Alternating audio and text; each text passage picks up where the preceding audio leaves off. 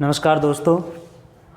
आज अलंकार के बाद हम चर्चा करेंगे सभी प्रतियोगी परीक्षाओं में पूछे जाने वाले जो वर्ण विचार से संबंधित प्रश्न हैं उन पर। वर्ण विचार एक ऐसा टॉपिक है जिस पर सभी प्रतियोगी परीक्षाओं में प्रश्न पूछे जाते हैं। तो आज अपन वर्ण विचार पर चर्चा करेंगे। तो शुरू करते हैं अपन वर्ण विचार।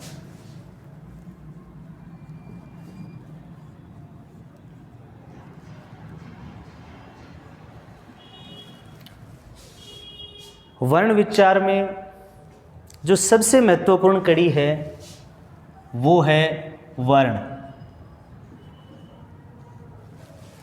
कि वर्ण क्या होता है। तो वर्ण को हम यूं परिभाषित कर सकते हैं कि कोई भी जो भाषा होती है, किसी भी भाषा की जो सबसे छोटी इकाई, किसी भी भाषा की सबसे छोटी इकाई वर्ण या ध्वनि कहलाती है। वर्ण या ध्वनि कहलाती है। यानी वर्ण किसको बोलते हैं कि भाषा की सबसे छोटी इकाई जिसका अंतिम विभाजन कर दिया जाता है, अंतिम विभाजन कर दिया जाता है और उससे आगे उसका कोई विभाजन नहीं किया जा सकता। यानी उससे आगे अपन उसको तोड़ नहीं सकते, उससे आगे उसके खंड नहीं किए जा सकते। जैसे यहाँ पे मैं नाम लिखता हूँ काम। काम में देखो कुल कितनी ध्वनियां हैं? कै, आ, मैं, ए। तो यानी ध्वनि की जब बात करते हैं तो अंतिम ध्वनि जो ए आती है तो उसको गिना नहीं जाता है। तो काम में कुल 3 ध्वनियां हैं। अब अगर इसको देखें अगर हम इसको देखें कि कै यानी का को अपन ने का के टुकड़े किए तो इसमें कै और आ अलग अलग हो गए। अब इस कै के जिसमें से स्वर बाहर निकल गया और स्वर बाहर निकलते ही इसके हलंत लग गया। हलंत लगने के बाद इसके और टुकड़े नहीं किए जा सकते। इसको हम इससे आगे विभाजित नहीं कर सकते। ना ही आ को कर सकते हैं और ना ही मैं को कर सकते हैं। लेकिन काम को हमने किया, काम विभाजित हो गया, काम को अलग अलग कर दिया। लेकिन काम को जब अलग अलग किया तो कै आ मैं ये ध्वनियाँ निकली। अब कै आ और मैं को अपन इससे आगे विभाजित नहीं कर सकते। तो ये कै आ और मैं ये वर्ण है, ये भाषा की सबसे छोटी ध्वनियाँ हैं। इनको ही वर्ण कहा जाता है। तो वर्ण की बात स्पष्ट है कि वर्ण क्या है? भाषा की सबसे छोटी इकाई वर्ण या ध्वनि कहलाती है और उसको अपन हलंत लगा करके दर्शाते हैं, या ए, ई, इस तरह से। तो ये वो ध्वनियाँ हैं जिनको हम इससे आगे विभाजित नहीं कर सकते। तो इनको अपन या इनको हम वर्ण या ध्वनि कह सकते हैं, यानी कहेंगे। वर्ण के बाद आता है अक्षर।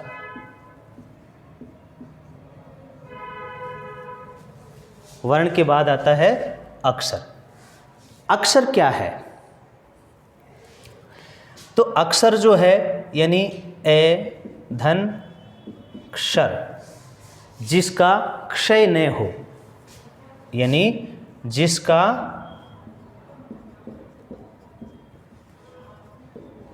क्षय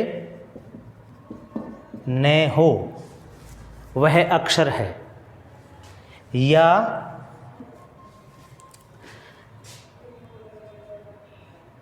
वर्ण समूह है, यानी या ऐसा वर्ण समूह है जिसका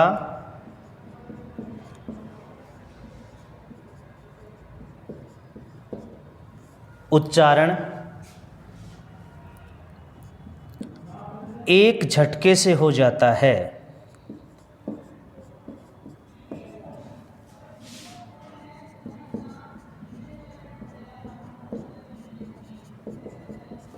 जिसका उच्चारण एक झटके से हो जाता है, यानी ए धन अक्षर जिसका क्षय न हो, जिसका विनाश न हो, जो नष्ट न हो, ऐसा वर्ण समूह है जिसका उच्चारण एक झटके से हो जाता है, उसे अक्षर कहते हैं। जैसे क, ख, ग, और इनके साथ अगर हम ए और मिला दें, ए ध्वनि को और मिला दें, तो फिर ये दोनों वर्ण मिलकर के ये बन जाएगा और हलंत हट जाएगा। तो अब ये जो है अक्षर है, यानी वर्णों का समूह है, एक से अधिक वर्ण एक साथ मिल गए, तो फिर ये वर्ण नहीं रहा, अब ये अक्षर बने गया। यहाँ हम इसको अक्षर बोलेंगे। अब जैसे ये शब्द है क्या, तो यहाँ पर भी इसका उच्चारण एक झटके से हो रहा है, तो ये भी अक्षर की श्रेणी में ही आता है। तो वर्ण और अक्षर में अंतर साफ है कि वर्ण जो है वो तो है भाषा की सबसे छोटी इकाई जिसका आगे विभाजन नहीं किया जा सकता, और अक्षर है वो वर्णों का समूह है जिसका उच्चारण जिह्वा के एक झटके से संभव हो जाता है, तो उसे अक्षर कहते हैं। तो ये तो बात हो गई वर्ण और अक्षर की। अब जो आगे है वो है वर्ण के भेद, कि वर्ण के भेद कितने होते हैं। तो वर्ण के दो भेद होते हैं, एक तो है स्वर वर्ण और दूसरे हैं व्यंजन वर्ण। हिंदी भाषा में स्वरों की मात्रा 11 मानी गई है और व्यंजन वर्णों की मात्रा 33 मानी गई है। तो सबसे पहले अपन चर्चा करते हैं स्वर वर्ण पे, कि स्वर वर्ण पे जो प्रतियोगी परीक्षाओं में प्रश्न पूछे जाते हैं वो किस तरह से पूछे जाते हैं और कैसे हल किए जाते हैं।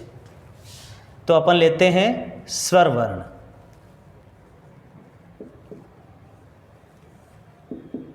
स्वर वर्ण क्या है? तो देखो, स्वर वर्ण जो है वो 11 होते हैं, और 11 कौन कौन से हैं?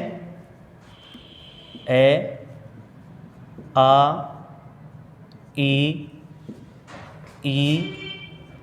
ऊ, री, ए, ऐ, ओ, औ। ये 11 स्वर होते हैं, और इनका जब हम उच्चारण करते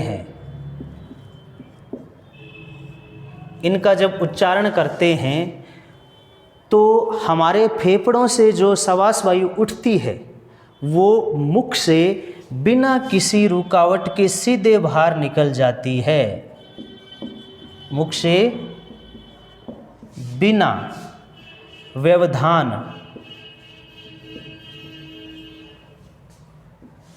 सीधे बाहर निकल जाती है, यानी फेफड़ों से जो श्वास वायु उठती है वो मुख से सीधे बाहर निकल जाती है। या अपन यूं कहें कि स्वतः उच्चारित होने वाली ध्वनियाँ, स्वतः उच्चारित होने वाली ध्वनियाँ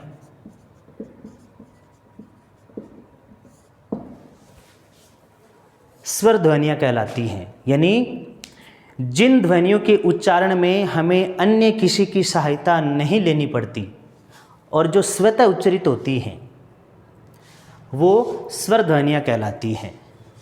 स्वर ध्वनियों की संख्या जो है वो 11 होती है। हिंदी में स्वर कितने होते हैं? 11 होते हैं।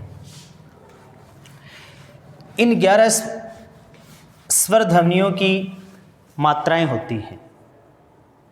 जैसे ए के साथ कोई मात्रा नहीं होती है। ए को जब अपन किसी ध्वनि के साथ मिलाते हैं तो उसका हलंत हट जाता है, उसका हलंत हट जाता है। ए अगर जैसे क है, इसमें हलंत है और इसके साथ अगर अपन ये ए मिला देते हैं तो इसका ये हलंत हट जाएगा। उसके बाद आ, ई, ऊ, री, ए, ऐ,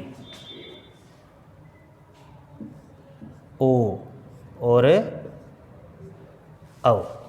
यानी ये इनकी मात्राएं होती हैं जो व्यंजनों पे लगाई जाती हैं। तो ये 11 स्वर हैं। अब इन 11 स्वर का वर्गीकरण किया जाता है। जो प्रश्न आता है वो वर्गीकरण से आता है, क्योंकि ये बात तो सबको पता होती है कि स्वर हिंदी में 11 होते हैं और सभी बच्चे जानते भी हैं, पर इनके वर्गीकरण का जो प्रश्न आता है तो वहाँ दिक्कत आती है। तो स्वर का जो वर्गीकरण है वो 5 आधार पर किया जाता है।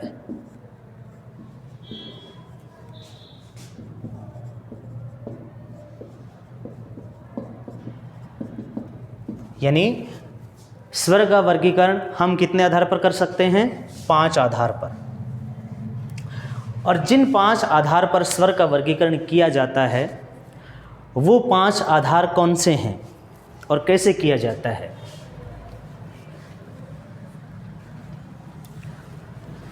तो हम देखते हैं कि स्वर के वो 5 आधार। अब यहाँ प्रश्न आता है कि स्वर का वर्गीकरण कितने आधार पर किया जाता है? तो स्वर का वर्गीकरण 5 आधार पर किया जाता है। और वो 5 आधार कौन से हैं? पहला आधार है मात्रा काल, यानी मात्रा। दूसरा है उच्चारण। तीसरा है जिह्वा। इसको जिह्वा के उत्थापित भाग के आधार पर भी बोल सकते हैं। चौथा है ओष्ठों की गोलाई के आधार पर या ओष्ठ के आधार पर। और पांचवा है मुखाकृति के आधार पर। यानी ये 5 आधार हैं: मात्रा काल का आधार, उच्चारण का आधार, जिह्वा का आधार, ओष्ठ का आधार और मुखाकृति का आधार। या हम यूँ कह सकते हैं मात्रा काल के आधार पर, उच्चारण के आधार पर, जिह्वा के उत्थापित भाग के आधार पर, ओष्ठ की गोलाई के आधार पर या मुखाकृति के आधार पर। यानी ये 5 आधार हैं जिनके आधार पर अपन स्वर का वर्गीकरण कर सकते हैं। तो सबसे पहले लेते हैं अपन, सबसे पहले हम चर्चा करते हैं मात्रा काल पर कि मात्रा काल के आधार पर स्वर कितने प्रकार के होते हैं और मात्रा काल होता क्या है। तो मात्रा काल क्या होता है? जब हम किसी स्वर का उच्चारण करते हैं और उच्चारण करने पर जो समय लगता है उस समय को ही मात्रा कहते हैं। और उस लगने वाले समय के आधार पर या मात्रा के आधार पर, मात्रा काल के आधार पर स्वर 3 प्रकार के माने गए हैं। मात्रा काल के आधार पर स्वर 3 प्रकार के माने गए हैं।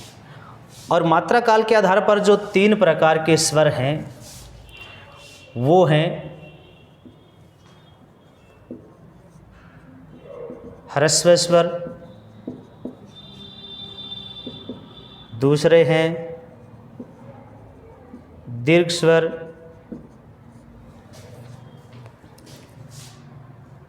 और तीसरे हैं प्लुत स्वर। मात्रा काल के आधार पर स्वर 3 प्रकार के हैं, ह्रस्व स्वर, दीर्घ स्वर और प्लुत स्वर। अब ह्रस्व स्वर क्या है? ह्रस्व स्वर का मतलब है कि जब स्वर का उच्चारण करते हैं तो उच्चारण करने में कम समय यानी सामान्य समय लगता है। जब किसी स्वर के उच्चारण में सामान्य समय लगता है तो वह ह्रस्व स्वर होता है। और ह्रस्व स्वर की जो संख्या है वो 4 मानी जाती है। और वो 4 इनमें से कौन कौन से हैं? ए, ई, उ और री। ये 4 हैं, यानी ए, ई, उ और री, ये 4 ह्रस्व स्वर होते हैं। अब यहाँ प्रश्न आ जाता है कि ह्रस्व स्वर कितने हैं? तो इनकी संख्या कितनी है? 4। और कौन कौन से हैं? ए, ई, उ और री। फिर है दीर्घ स्वर। अब दीर्घ स्वर को दीर्घ स्वर क्यों बोलते हैं? क्योंकि इनके उच्चारण में सामान्य से दुगुना समय लगता है। जब दीर्घ स्वरों का उच्चारण करते हैं तो वहाँ सामान्य से दुगुना समय लगता है, तो इनको दीर्घ स्वर बोलते हैं। दीर्घ स्वर कितने हैं? तो जो ह्रस्व स्वर के बाद शेष रह गए वो सारे दीर्घ स्वर हैं। और शेष कौन से रह गए? आ, ई, उ, ए, ऐ, ओ, औ। यानी 1 2 3 4 5 6 7, ये जो 7 यानी इनकी संख्या कितनी होगी? 7। दीर्घ स्वर कितने होते हैं? 7। और कौन कौन से हैं? आ, ई, उ, ए, ऐ, ओ, औ। ये 7 दीर्घ स्वर होते हैं। इनका जब अपन उच्चारण करते हैं तो ह्रस्व स्वर से दुगना समय लगता है इनके उच्चारण में, तो इनको दीर्घ स्वर बोल देते हैं। अब दीर्घ स्वर जो होते हैं वो दीर्घ स्वर की रचना यानी व्युत्पत्ति 2-2 स्वर के मिलने से होती है। और इस आधार पर इसके पुनः फिर दीर्घ स्वर के 2 भेद और कर दिए जाते हैं। एक तो है समानाक्षर और दूसरा होता है संधि स्वर। ये 2 भेद और कर दिए जाते हैं इसके। अब समानाक्षर कौन से हैं और संधि स्वर कौन से हैं? तो इनमें जो समान स्वर हैं, समान कौन से हैं? जैसे आ, ई और उ, यानी ये समान कैसे हुए? ए धन ए, ई धन ई और उ धन उ, ये समानाक्षर हैं। और समानाक्षर कितने होते हैं? 3। फिर हैं संधि स्वर।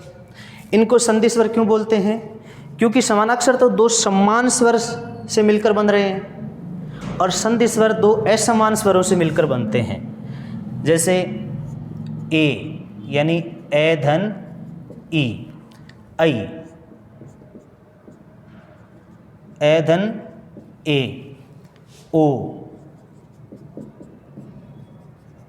ए धन उ और औ, ए धन ओ। और इनकी संख्या कितनी होती है? 4 होती है। संधि स्वर कितने होते हैं? 4। समानाक्षर कितने हैं? 3। समानाक्षर किसको बोलते हैं? जो समान हैं, समान स्वरों से मिलकर बनते हैं वो समानाक्षर, और असमान स्वर से मिलकर बनते हैं वो संधि स्वर या संध्यक्षर भी बोला जाता है। अब बात करते हैं प्लुत स्वर की। अब देखो ह्रस्व स्वर में 4 आ गए और ये 7 आ गए, और अपने पास स्वर तो 11 ही थे, तो 11 स्वरों का विभाजन तो हो गया। फिर प्लुत स्वर तो कोई शेष ही नहीं रहा। अब प्लुत स्वर किसको बोलेंगे? तो प्लुत स्वर जो है वो मूलतः कोई स्वर प्लुत नहीं होता है, मूलतः कोई भी स्वर प्लुत नहीं होता है।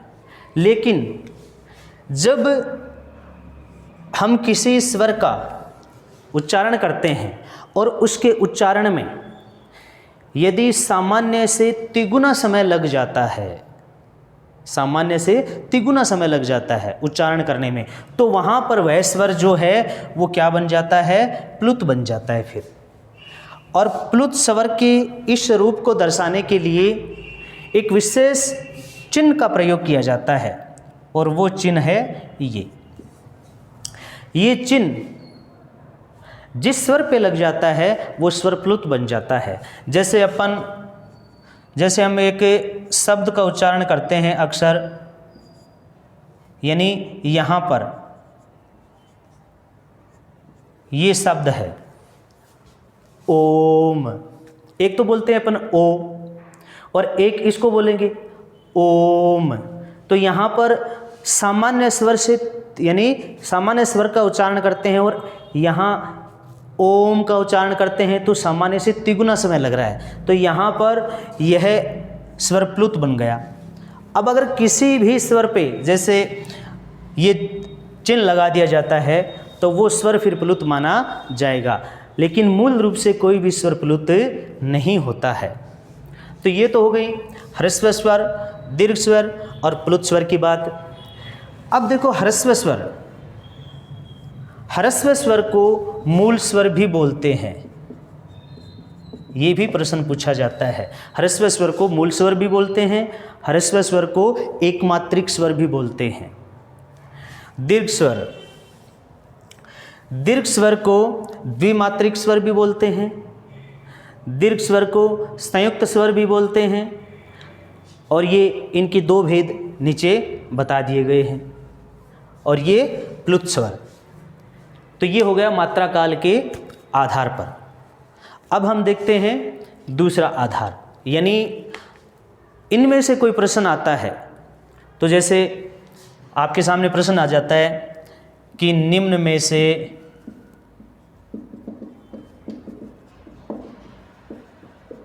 कौन सा स्वर प्लुत नहीं है, और ऑप्शन दे दे, जैसे आपके सामने ए दे दे और इस पे ये लगा दिया ई,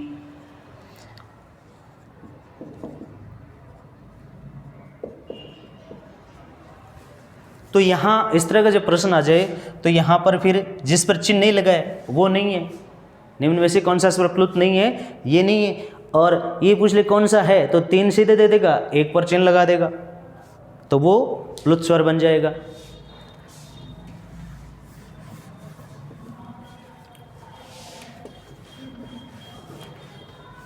इसके बाद हम चर्चा करते हैं दूसरे आधार पर।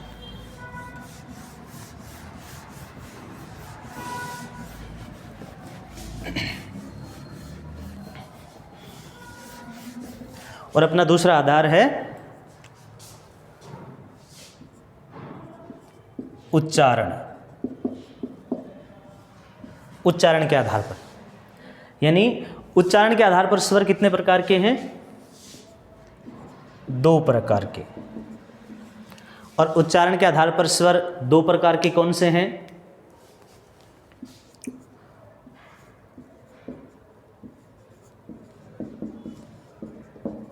अनुनासिक और अनुनासिक।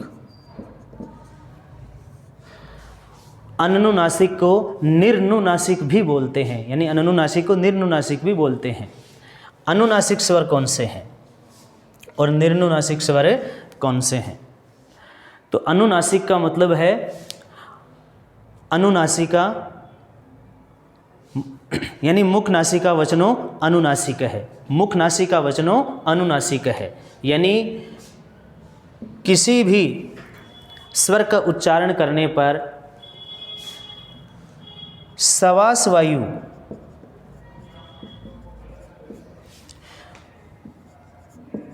मुख और नासिका दोनों से बाहर निकलती है। यानी सवास वायु का ज़्यादातर भाग जो है वो नासिका से बाहर निकलता है। तो ऐसे स्वर जिनका हम उच्चारण करते हैं तो सवास वायु मुख और नासिका दोनों से बाहर निकलती है, वो स्वर अनुनासिक स्वर कहलाते हैं। जैसे अपन लिखें, जैसे यहाँ पर ये जैसे स्वर हैं ए, आ, ई,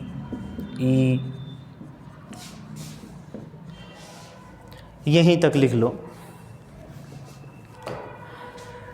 अगर इन पे जैसे मैंने चंद्र बिंदु लगा दिया,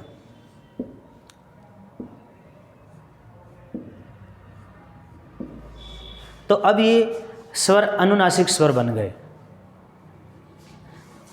अब इनका उच्चारण करेंगे तो सवास वायु जो है वो मुख और नासिका दोनों से बाहर निकलेगी, तब हम इनको अनुनासिक स्वर बोलते हैं। और निर्नुनासिक यानी दूसरे जो स्वर हैं अनुनासिक,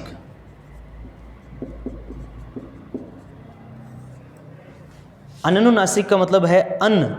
यहाँ देखो शब्द कैसे बना है, अन्न धन अनुनासिक। अन्न का मतलब नहीं, जो अनुनासिक नहीं हैं या जिनके उच्चारण में वायु नासिका से बाहर नहीं निकलती है। या हम बोलें तो अपने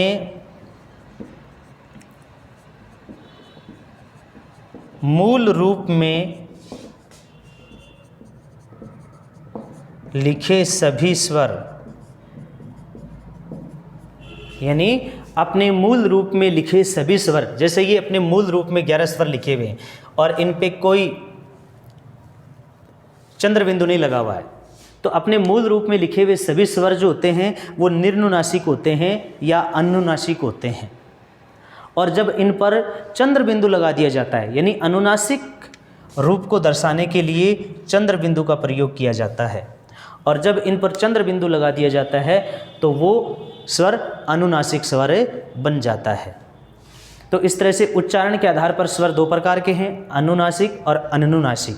जिन पे चंद्र बिंदु लग जाता है और जिनका उच्चारण करने पर सवास वायु मुख और नासिका से बाहर निकलती है, तो वहाँ तो उसे अनुनासिक स्वर बोलते हैं।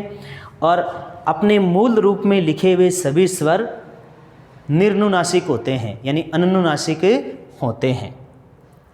इसके बाद जो तीसरा आधार है वो है जिह्वा के आधार पर। तीसरा आधार है जिह्वा के आधार पर।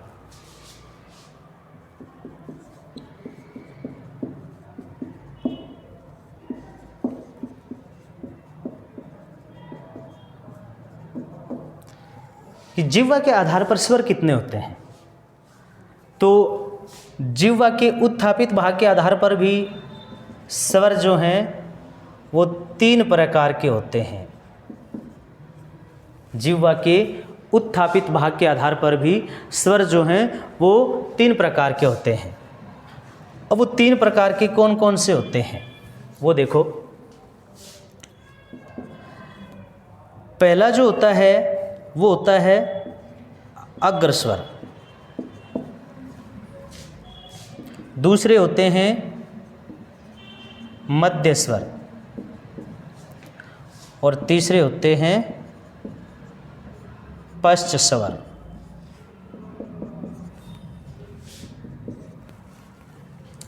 यानी जिह्वा के आधार पर स्वर कितने प्रकार के हैं? 3, अग्र स्वर, मध्य स्वर और पश्च स्वर। अग्र स्वर कौन से होते हैं? अग्र स्वर यानी जब हम इन स्वरों का उच्चारण करते हैं, यानी इनमें से अपने को वो स्वर छांटने हैं जिनका उच्चारण करने पर जिह्वा का जो, यानी जिह्वा के आधार पर है, तो जिह्वा का आगे वाला भाग यानी नोक वाला भाग कंपित हो या ऊपर उठे। तो इनमें से ऐसे कौन से स्वर हैं जिनका हम उच्चारण करेंगे तो जिह्वा का नोक वाला भाग ही उठेगा, बाकी भाग निष्क्रिय रहेगा। तो हम उच्चारण करेंगे ई, ए, ऐ, यानी ई, ए, ऐ। ये 4 स्वर ऐसे हैं जिनका उच्चारण करेंगे तो जिह्वा का आगे वाला भाग यानी नोक वाला भाग ही कंपित होगा, वही ऊपर उठेगा। तो हम कह सकते हैं कि अगर स्वर 4 हैं और वो कौन कौन से हैं, ई, ए और ऐ,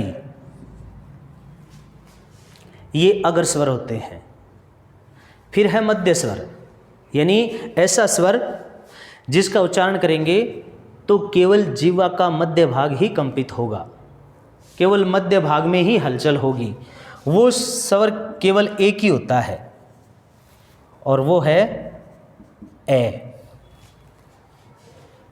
इसको उदासीन स्वर भी बोलते हैं और केंद्रीय स्वर भी बोला जाता है, यानी मध्य स्वर को उदासीन स्वर या केंद्रीय स्वर भी कहते हैं। और मध्य स्वर एक ही होता है और वो कौन सा है, ए। फिर है पश्च स्वर। पश्च स्वर यानी इन स्वरों में से या इन स्वरों का जब हम उच्चारण करेंगे तो जिह्वा का जो जड़ भाग है पीछे वाला वो कंपित होगा। और ऐसे स्वर कितने हैं जिनका उच्चारण करने पर जिह्वा का जड़ भाग कंपित होगा या जड़ भाग में हलचल होगी, तो वो हैं आ के बाद देखो ये तो ले लिए अपन हमने। फिर है ऊ और ओ औ।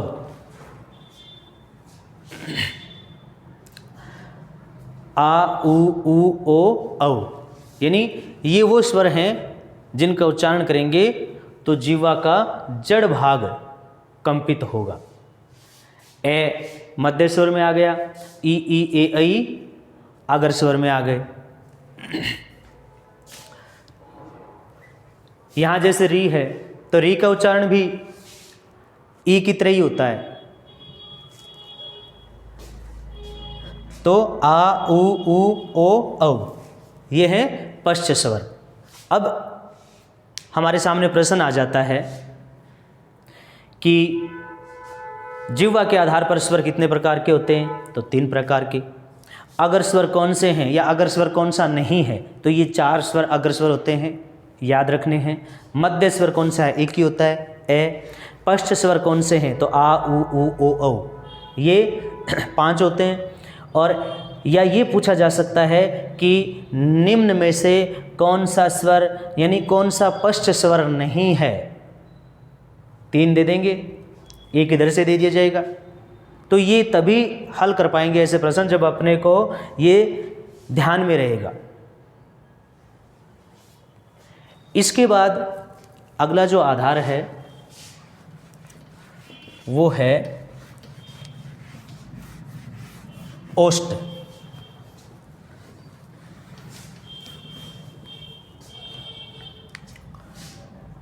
अगला जो आधार है वो है ओष्ठ, यानी ओष्ठों की गोलाई के आधार पर। अब ओष्ठों की गोलाई के आधार पर स्वर कितने प्रकार के होते हैं, तो ओष्ठों की गोलाई के आधार पर स्वर जो हैं वो 2 प्रकार के हैं। ओष्ठों की गोलाई के आधार पर स्वर 2 प्रकार के हैं, और वो 2 प्रकार कौन से हैं? पहला है वृत्ताकार और दूसरा है अवृत्ताकार। हम इनको वृत्तमुखी या अवृत्तमुखी भी बोल सकते हैं। अब वृत्ताकार और अवृत्ताकार तो ओष्ठ की गोलाई के आधार पर, यानी इनमें से वो स्वर जिनका हम उच्चारण करेंगे तो होठों का आकार गोल हो जाएगा, और जिनके उच्चारण में होठों की आकृति गोल हो जाती है, यानी होठों का आकार गोल सा हो जाता है, वो तो वृत्ताकार हैं। और जिनके उच्चारण में होठ गोल न होकर के इधर उधर फैल जाते हैं, वो हैं अवृत्ताकार। तो ऐसे कौन से स्वर हैं जिनके उच्चारण में होठों का आकार गोल हो जाता है? तो वो हैं उ ऊ। आप बोलकर या उच्चारण करके देख सकते हैं। उ ऊ ओ औ। ये 4 स्वर ऐसे हैं जिनका आप उच्चारण करोगे तो होठों की जो आकृति है वो लगभग गोल सी हो जाएगी। इनके अलावा जो शेष रह गए वो सारे अवृत्ताकार हैं, जैसे ए, आ, ई, ए, ऐ। यानी इनके अलावा जो शेष रह गए उसमें री भी ले सकते हो, तो वो सारे के सारे अवृत्ताकार हैं और ये वृत्ताकार। तो जिनके उच्चारण में होठों का आकार गोल हो जाता है वो तो वृत्ताकार, और जिनके उच्चारण में होठों की आकृति गोल न होकर के होठ इधर उधर फैल जाते हैं तो वो हो जाता है अवृत्ताकार स्वर। यानी एक तो बोलते हो आप ऊ और एक बोलते हो आ, तो ऊ में आ में बोलने में अंतर देखो। ऊ बोलोगे तो आकृति गोल हो रही है होठों की, और आ बोलोगे तो होठ इधर उधर फैल रहे हैं, तो वही अवृत्ताकार और वृत्ताकार होते हैं। इसके बाद जो अगले स्वर हैं, अगला जो आधार है वो है मुखाकृति के आधार पर। 5वां जो आधार है वो है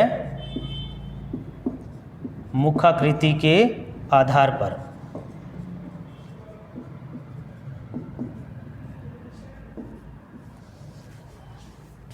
मुखाकृति के आधार पर स्वर कितने होते हैं, कितने प्रकार के होते हैं?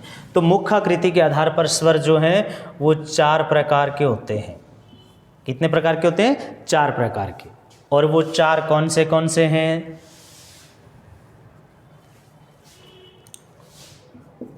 पहला जो होता है वो होता है संवृत्त,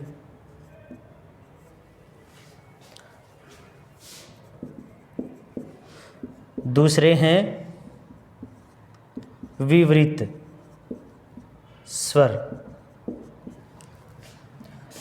तीसरे हैं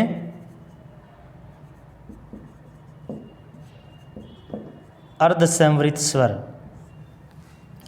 और चौथे हैं अर्धविवृत स्वर।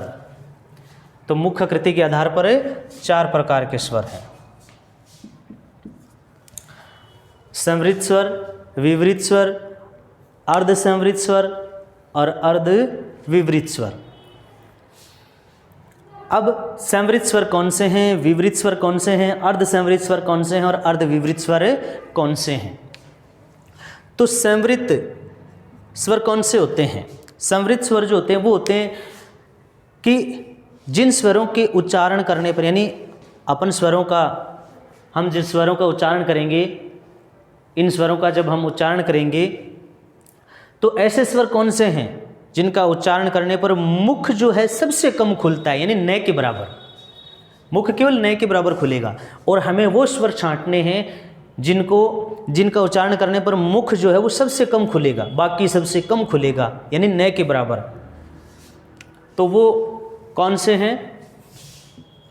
ई, ऊ और ऊ। ये 4 स्वर ऐसे हैं जिनका आप उच्चारण करोगे तो आपका मुख जो है वो बिल्कुल कम खुलेगा, न के बराबर। जैसे ई, ऊ, यानी होठ लगभग चिपके से रहेंगे, केवल हवा ही बाहर निकलेगी। तो वो स्वर जो हैं वो संवृत स्वर होते हैं। फिर है विवृत। विवृत स्वर में जब हम उच्चारण करेंगे तो मुख सबसे ज़्यादा खुलता है। और इनमें से वो स्वर कौन सा है जिसका उच्चारण करने पर मुख सबसे ज़्यादा खुलेगा? तो सबसे ज़्यादा इसमें खुलेगा, आ में। आप बोल के देखो, आ, तो इसमें मुख सबसे ज़्यादा खुलता है। तो विवृत स्वर होता है आ, एक ही है। अर्ध संवृत स्वर, अर्ध संवृत का मतलब है कि अर्ध संवृत स्वर का उच्चारण करने पर मुख जो है वो संवृत से थोड़ा ज़्यादा खुलेगा, संवृत से थोड़ा सा ज़्यादा खुलेगा। और ऐसे स्वर जो हैं वो हैं ए और ओ। इन दो स्वरों का उच्चारण करोगे तो मुख जो है वो संवृत से थोड़ा ज़्यादा खुलेगा, तो वो हैं अर्ध संवृत स्वर। फिर है अर्धविवृत। अर्धविवृत स्वर वो हैं जिनका उच्चारण करेंगे तो मुख अर्ध संवृत से तो ज़्यादा और विवृत से थोड़ा कम खुलेगा। अर्ध संवृत से तो ज़्यादा और विवृत से थोड़ा कम खुलेगा, वो हैं अर्धविवृत स्वर। जैसे ए, ऐ और औ, ये तीन स्वर। इन चारों में से मुख आकृति के आधार पर प्रश्न है कि सबसे कम मुख कौन से स्वर के या कौन से स्वरों के उच्चारण में खुलता है? तो संवृत में। संवृत के बाद अर्ध संवृत में, संवृत से थोड़ा ज़्यादा अर्ध संवृत में, अर्ध संवृत से थोड़ा ज़्यादा अर्ध विवृत में, और अर्ध विवृत से ज़्यादा विवृत में। यानी सबसे ज़्यादा मुख विवृत में खुलता है और सबसे कम संवृत में। तो इस तरह से ये हैं स्वर जिनको 5 आधारों पर जिनका वर्गीकरण किया जाता है। और इनमें से कोई भी प्रश्न आता है तो इन सब को ध्यान में रखना होता है। प्रश्न आ जाता है कि स्वर का वर्गीकरण कितने आधार पर? तो 5 आधार पर। 5 आधार कौन कौन से हैं या उनमें से कौन सा आधार नहीं है? वो 5 आधार अपने को याद हैं तो अपन उसमें से उत्तर छांट सकते हैं। या अलग अलग पूछ लिया जाता है, मात्रा काल के आधार पर स्वर कितने प्रकार के हैं, उच्चारण के आधार पर कितने हैं, जिह्वा के आधार पर कितने हैं, ओष्ठों की गोलाई के आधार पर कितने हैं, या मुखाकृति के आधार पर कितने हैं। या फिर ऐसा प्रश्न आ सकता है कि अर्ध संवृत स्वर कौन सा है, अर्ध विवृत स्वर कौन सा है, विवृत स्वर कौन सा है, संवृत स्वर कौन सा है या कौन सा नहीं है। इस तरह के प्रश्न पूछे जा सकते हैं। और ये जो वर्ण विचार हैं वो लगभग सभी प्रतियोगी परीक्षाओं में पूछे जाते हैं। अब हम इन सभी स्वरों को एक बार सारणी के माध्यम से देखते हैं।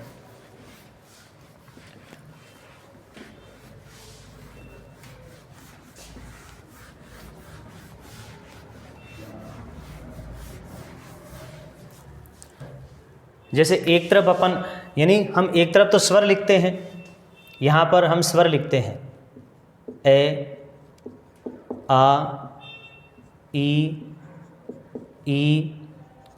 उ, री, ए, ऐ, ओ, औ।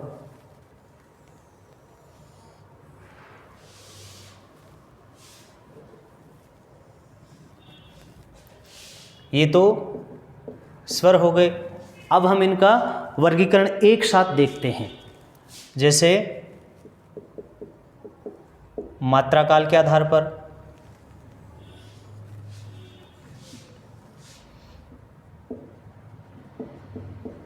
उच्चारण के आधार पर,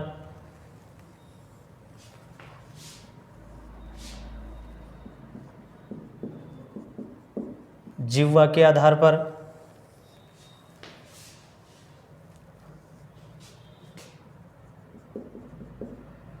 ओष्ठ के आधार पर,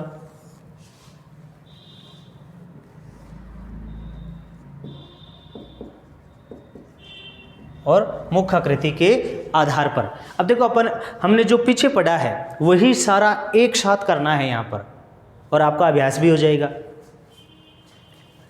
ए मात्रा काल के आधार पर कौन सा है? ह्रस्व। उच्चारण के आधार पर अनुनासिक, यानी अपने मूल रूप में लिखे हुए सभी स्वर अनुनासिक ही होते हैं। इन पे चंद्र बिंदु लगेगा तब ये अनुनासिक बनेंगे। तो यहाँ सारे ही अनुनासिक आ जाएंगे क्योंकि मूल रूप में लिखे हुए हैं। जिह्वा के आधार पर यहाँ अग्र मध्य पश्च, जिह्वा के आधार पर ए कौन से में आएगा? मध्य में। ओष्ठ के आधार पर है अवृत्ताकार, और मुख आकृति के आधार पर ए कौन से में है? अर्ध विवृत।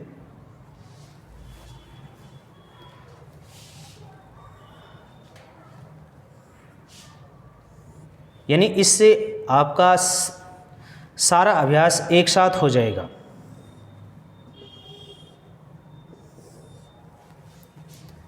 जैसे मात्रा काल के आधार पर आ क्या है? दीर्घ है।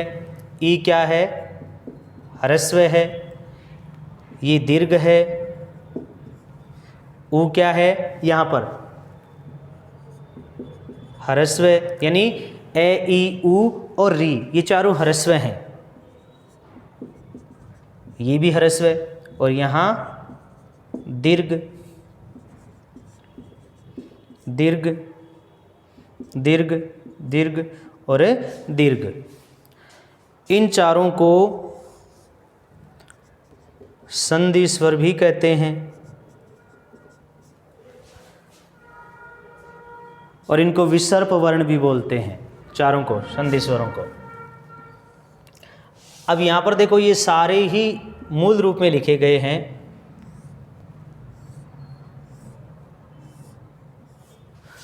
तो ये अनुनासिक या निर्नुनासिक ही हैं।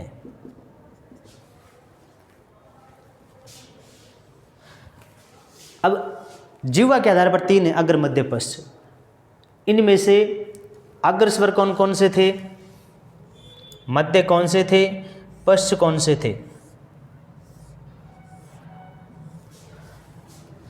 ए तो मध्य था, एक ही था जिनको उदासीन स्वर या केंद्रीय स्वर बोला गया। अब आपको अग्र स्वर देखने हैं तो ये दोनों ई और ए आई,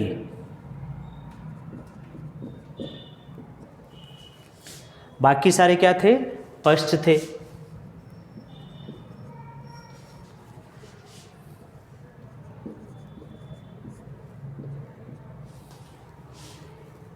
ये वैसे अग्र में ही आता है, लेकिन क्या इसका प्रयोग कम देखने को मिलता है, लेकिन शामिल उच्चारण भी इसका अग्र की तरह ही होता है।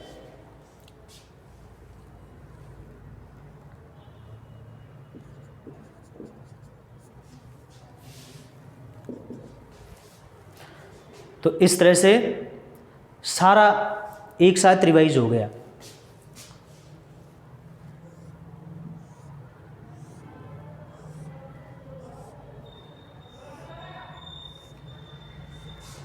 और ओष्ठ के आधार पर या ओष्ठों की गोलाई के आधार पर आप देखोगे कि जिनके उच्चारण में होठों का आकार गोल हो जाता है वो वृत्ताकार, और नहीं होता है तो अवृत्ताकार। तो ऐसे उ और उ,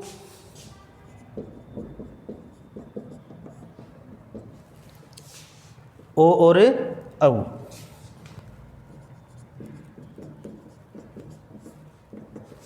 और बाकी सारे के सारे अवृत्ताकार।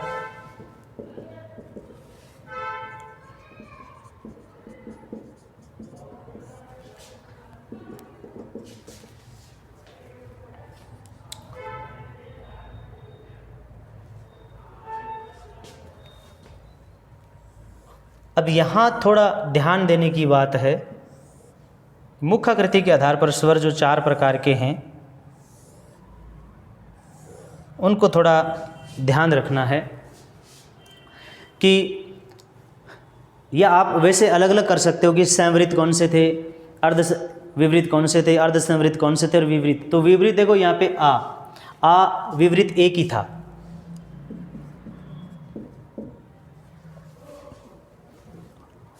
ई ऊ ऊ,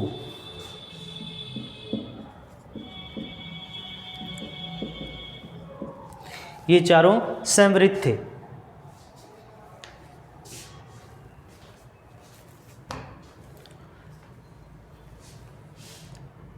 अब देखो ए, ऐ, ओ, औ। ए क्या था? अर्धसंवृत। और ओ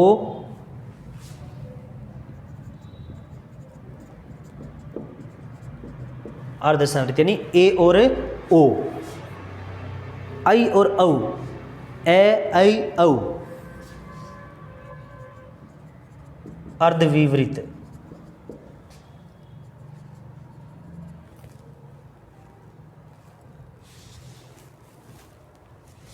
यानी यहां पर ये नीचे वाला है,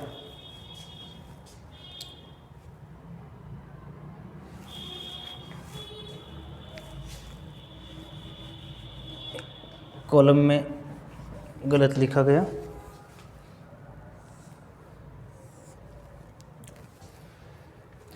ए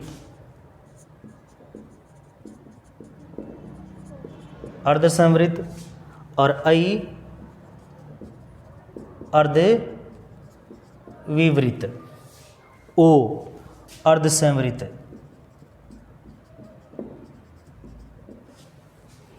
और औ अर्धविवृत।